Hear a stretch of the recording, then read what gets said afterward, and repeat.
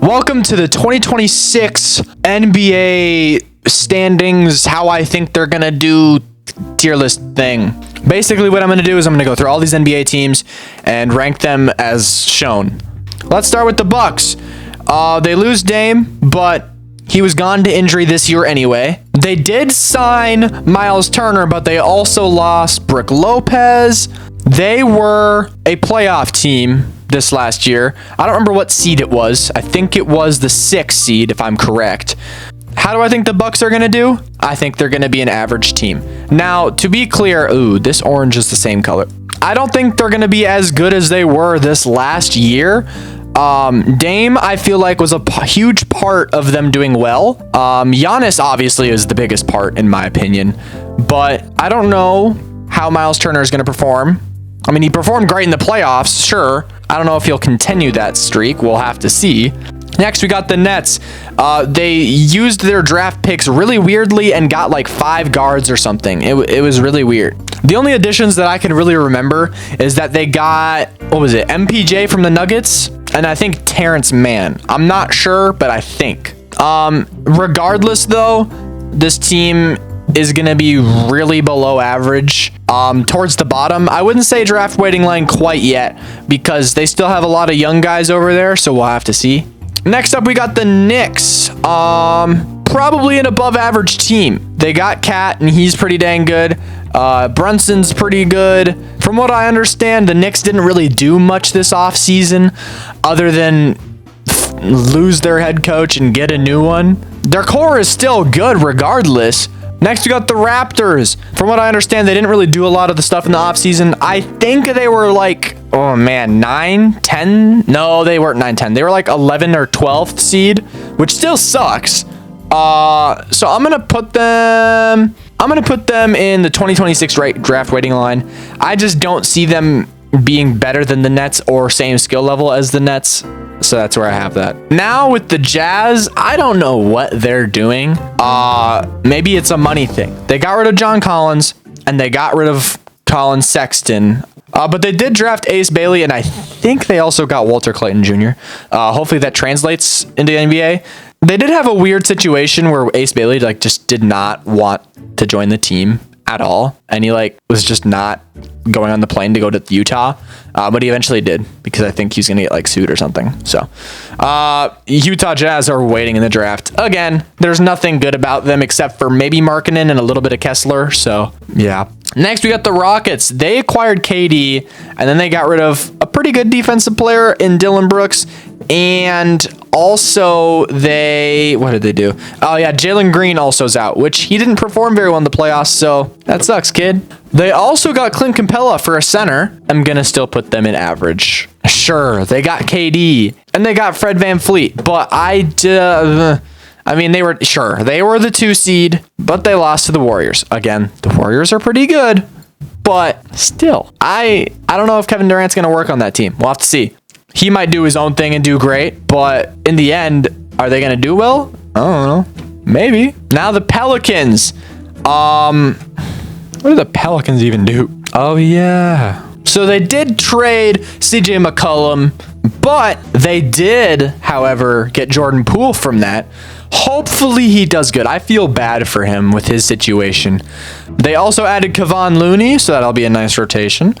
The only thing that I am holding my tongue about is Zion gonna be healthy for once in his life? Because if he is, and Jordan Poole plays well, this could be a pretty good team. But that's if Zion stays healthy. And since we can't guarantee health, I'm going to have to go below average.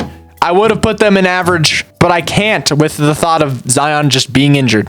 The Lakers. So the GOATS team. Luka in the offseason has been looking pretty dang good. Very scary, but also really good for the Lakers' future. Bronny in the Summer League looked awesome. So that's that. And LeBron might be getting traded. Maybe. I don't know. We don't know. I don't even know if he knows. But they added Marcus Smart and DeAndre Ayton. DeAndre Ayton actually was not that bad of a pickup. He's just the laziest center I've ever seen. but it adds to the size that they need because Jackson Hayes is just... So the Lakers basically kept their entire team pretty much, if not they did. They lost like a couple guys like Dorian Finney-Smith, I'm pretty sure. I think. I'm not 100% on that, but I think. If, let's just say LeBron stays on the team, I'm going to put him in above average. Luka is so stinking good. LeBron is the GOAT, so he is still so stinking good after 23 years. And if DeAndre Ayton actually decides to try in a game, that could be a pretty scary top 3. And then with Austin Reeves also being there, not bad. So the Bulls are next, and they've had one of the quieter off seasons by just trading away Lonzo Ball to the Cavs and getting, I think it was Isaac Okoro. It's still a below average team because they barely sneak into the play-in every year and then they lose. So yeah, that's about all I got for that. Giddey's probably their best player, or Kobe White. It's only one of those two. My Minnesota Timberwolves. No, I'm kidding. We had a really good season. This offseason we re-signed Julius Randle. We drafted some good French centers. Hopefully they're better than Rudy Gobert. The only thing that really happened to us is we lost Nickeil Alexander-Walker. We lost Luka Garza, and we extended Naz Reid and Julius Randle, which I love. I hope TSJ is 6th man or close to it. I hope Rob gets more starting time and that Ant stays on fire all the way through. Yeah? We are going to be above average. If we're average or lower, someone got injured. That's how it is. Next, we have the Trailblazers. They got Dame back. Oh, yeah, I almost forgot. They also got Yang Hansen. They also got Drew Holiday, and they got rid of, I think it was Anthony Simons to the Celtics, which when we talk about them, that'll be fun. Dame's not even going to play, so I don't know why they signed him, but I don't see anything good happening. I see them being bottom 3. So draft waiting line, probably the easiest decision ever. The Nuggets, they got rid of MPJ, and they got Cam Johnson, and they did get Jonas Valanciunas, which would be a nice, actually very nice center to pair with Jokic. Because then maybe the Nuggets would be good without Jokic on the floor. Don't see them sucking, so I'm going to also put them in above average. Next, you got the Thunder.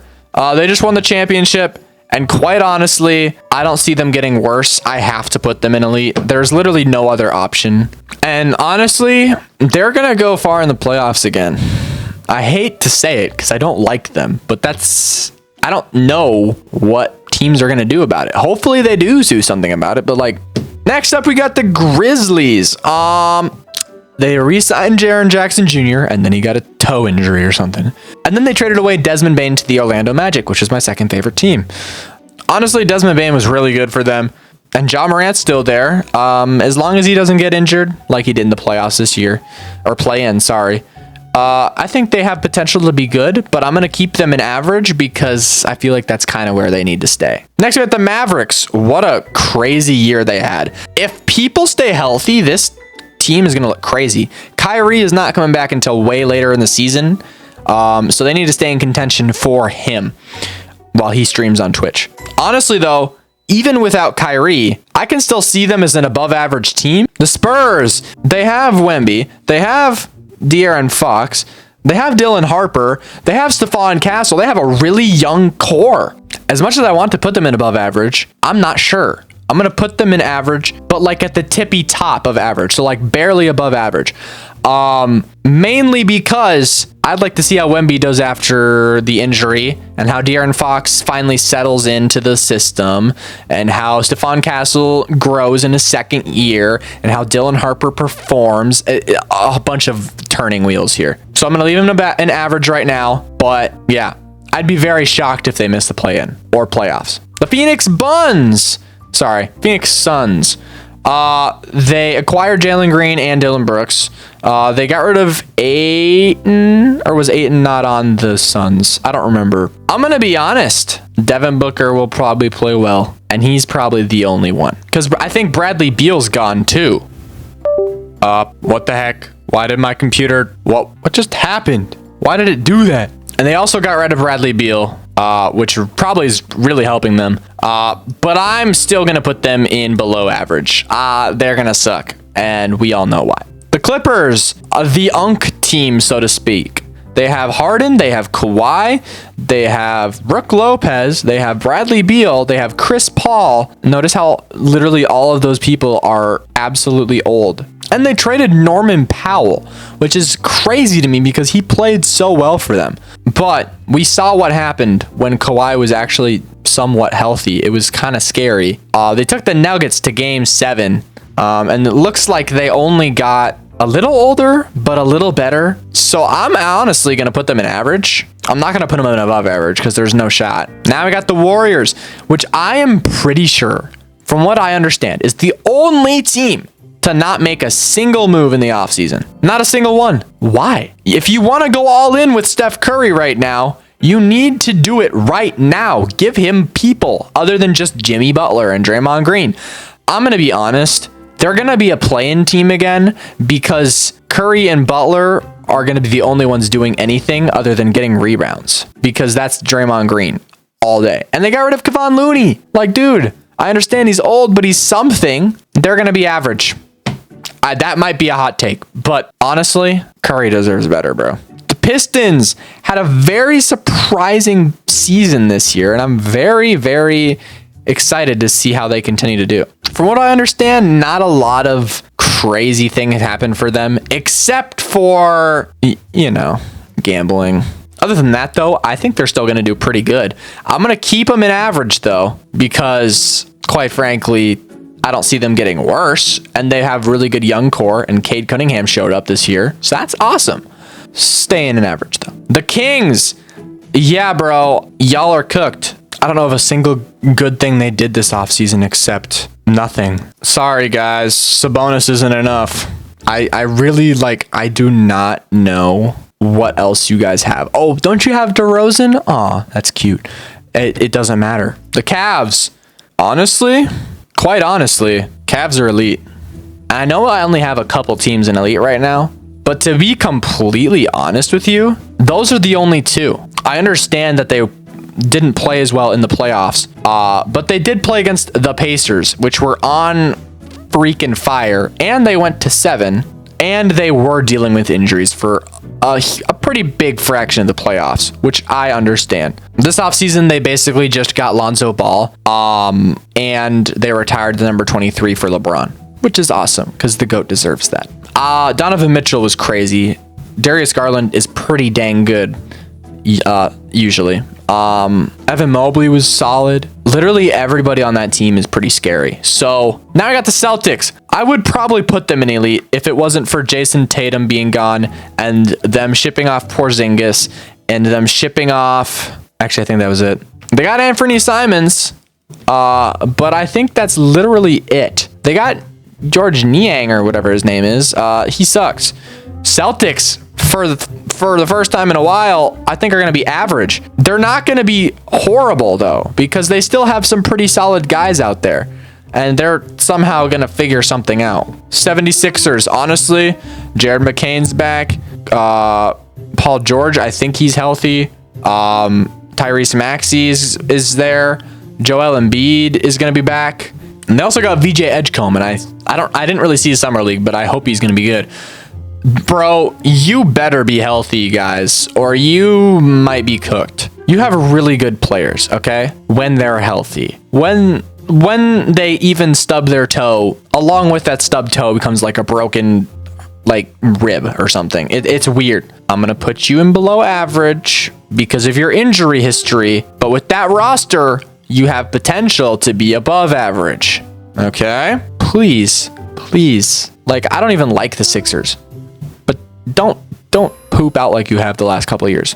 Okay? The Hornets. Yeah, you guys are cooked too. If you notice that my hair is different, I showered. LaMelo can never stay healthy. At least you guys got Colin Sexton, which actually might help a lot. But we're going to go straight to the draft waiting line. Wizards. What do you got? CJ McCollum and who else? Like, I'm actually serious. I don't know who else is on that team except for that one guy from the Bucks, Chris Middleton. Yeah, you guys are probably cooked. Draft waiting line. I don't remember who you guys drafted. I don't think it matters. So, yeah. The Magic, my second favorite team. We got Desmond Bane. While I don't hate that, we spent a lot of picks for it. Yikes. And other than that, we've made no big changes. I'm going to go with average along with the Pistons. I think the Pistons and the Magic are similar skill. In my opinion. Now we got the Heat, the play-in Masters. Same with the Hawks. The Heat have Tyler Hero, and that's it. Bam Adebayo. Oh. So we are just going to go right with below average. The Heat aren't what they used to be with Jimmy Butler leaving. You get in the home stretch here. Got the Hawks, the other play-in Masters. They honestly look pretty dang good on paper. They kept most of their core, and they got Kristaps Porzingis, which if he stays somewhat healthy, he actually might be a really good pairing for Trae Young to lob to. And he's also a good three-point threat. I will still give the Hawks a below average because I don't see them being better than any of these teams in average. So yeah. Now, the Pacers, they're going to have a really rough year. TJ McConnell's going to have to step it up a lot. And Andrew Nembhard. They lost their beloved Miles Turner. So now, I'm not 100% sure who their starting center is. And Tyrese is out for the whole year, I'm expecting. And that's not the greatest situation, unfortunately. As much as I would love the Pacers to be good, it's going to be kind of the same with the Celtics. I mean, they only lost one guy, but that one guy meant a lot to them. I'm going to put them in average. I don't even know if they make the playoffs. I mean, obviously, they kind of have to. Someone has to in this group, but yeah. And that is my list of how good I think teams are. I'm not going to do playoff brackets because I don't feel like it. And because it's really hard to predict playoff brackets, but it's pretty easy, in my opinion, to predict how good teams will do without adding a number to their record. So let me know if you guys agree or disagree. Having a feeling a lot will disagree. That's okay. And yeah, have a great rest of your day.